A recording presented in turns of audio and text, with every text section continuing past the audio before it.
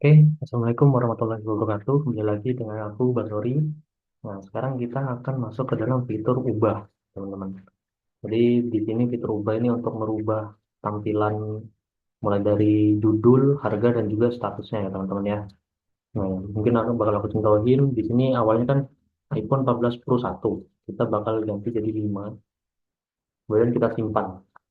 Nah, setelah kita simpan, jika sudah berhasil, dia akan nge-reload dan nah, dia bakal berubah menjadi iPhone 14 Pro 5 ya teman-teman ya. Nah, kita langsung masuk ke codingannya. Oke, codingannya sama seperti yang sebelumnya. Jadi dia ada di bagian ini. eh, nah, ada di bagian ini. Produk update, produk/update ini ya teman ya. Nah, di sini kita menggunakan controller yang sama, namun kelasnya pakai yang update produk teman-teman.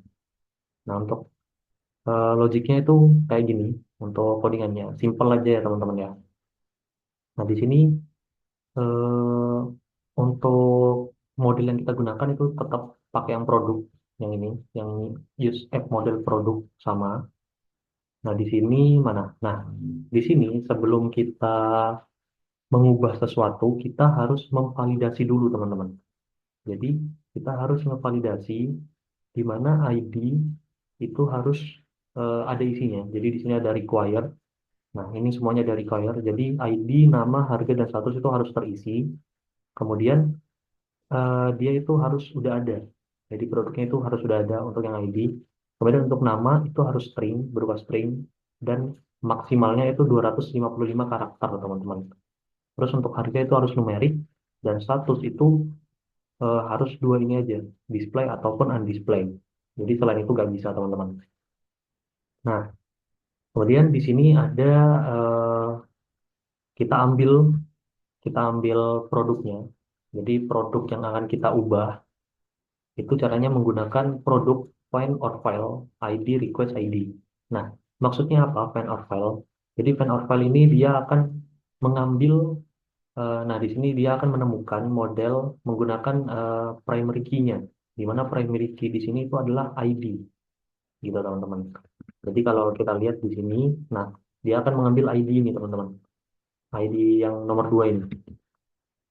Nah, request ID. Nah, ini ID-nya diambil dari mana? ID-nya itu diambil dari sini teman-teman. Mana? Nah, dia akan mengambil ID dari sini. Ini. Return ID, produk ID, produk.id. Jadi nanti return produk.id ini dia akan dikirim. Nah, di sini ada metode post. Jadi dia akan dikirim dengan tipenya itu JSON. JSON teman-teman. Jadi value yang udah kita masukin tadi atau udah kita ubah nanti akan dikirim. Jadi result.value ini. Jadi dia akan dikirim ke dalam produk.update ini, yang mana produk.update ini adalah ini, name produk.update. Jadi dia bakal dikirim ke dalam sini, kemudian diolah di sini.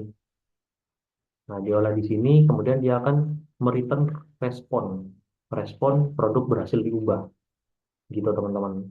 Nah, nanti dia akan masuk ke dalam ini, masuk ke dalam, nah, jadi tadi respon yang tadi itu akan dikirimkan ke sini, produk berhasil diubah. Kemudian datanya dia akan apa ya, dia akan muncul sebuah alert gitu teman-teman, atau kalau di sini ini menggunakan swal, jadi dia akan memunculkan kayak tadi itu kan ada berhasil, produk berhasil diubah sukses gitu. Nah, nanti dia akan mereload dan mengganti yang awalnya tadi itu mana, nah yang awalnya tadi ini itu akan diubah jadi ini yang HTML yang terbarunya ya teman-teman. Jadi dia bakal berubah ini, dirubah ke sini itu teman-teman. Nah, untuk penjelasan di sininya, selanjutnya di sini ada produk nama produk, request nama. Jadi dia akan meminta nama baru nih teman-teman. Nama baru yang nantinya akan nilai nama produk yang ada di database itu akan di replace dengan request nama ini. Jadi ketika kita tadi masukin nama, itu sebenarnya kita ngambil ini. Jadi get element by ID, nama produk, mana nama produk.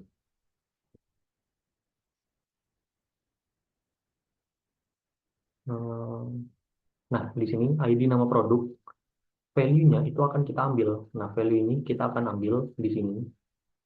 Kemudian kita akan mengirimkan, dikirimkan ke dalam ini, ke dalam produk update ini. Jadi kayak gitu semua, mulai dari nama produk, harga produk, status produk, semuanya itu akan dikirimkan ke dalam produk.update ini, teman-teman. Gitu. Kemudian nanti akan menghasilkan respon di sini dan dia akan menghasilkan kalau misal datanya ada atau responnya berhasil, data sukses ini, dia akan menampilkan eh, pop-up lagi yang kayak tadi itu tadi. Jadi dia akan menampilkan pop-up itu, lalu nilai yang ada di sini, nilai yang ini, nah yang ini, itu nanti akan diganti sama nilai yang udah kita masukin di sini. Kayak tadi kan produk namanya aku ganti jadi 5 ya. Jadi nanti nama yang ini ketika diambil ke database itu berubah jadi 5 karena value-nya udah kita rubah di sini. Namanya, harganya, statusnya udah kita rubah. Gitu teman-teman. Nah, untuk yang ini juga sama, kemudian ini juga sama. Nah, setelah kita ubah semua, dia akan di-save. Jadi produk save ini berguna untuk menyimpan sesuatu yang udah kita rubah. Gitu teman-teman.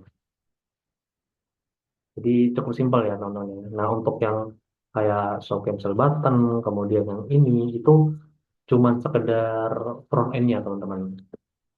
Jadi bisa kalian ganti-ganti sesuai selera kalian. Yang penting itu cuman di bagian ininya aja. Nah, di bagian ini. Sama di return. Jadi kita nge-return apa, kemudian nanti resultnya, result ini itu adalah ini ya teman-teman ya. Jadi setelah di return dia akan berubah menjadi result atau hasil. Nanti hasilnya akan dikonfirmasi apakah ada atau enggak. Kalau misal is confirm, dia akan mengirimkan. Itu teman-teman.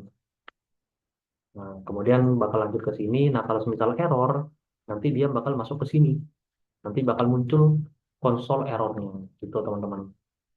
Nah, untuk konsol error ini bisa kalian modifikasi lah ya. Bisa kalian jadiin pop-up atau konsol log biasa di konsol bebas.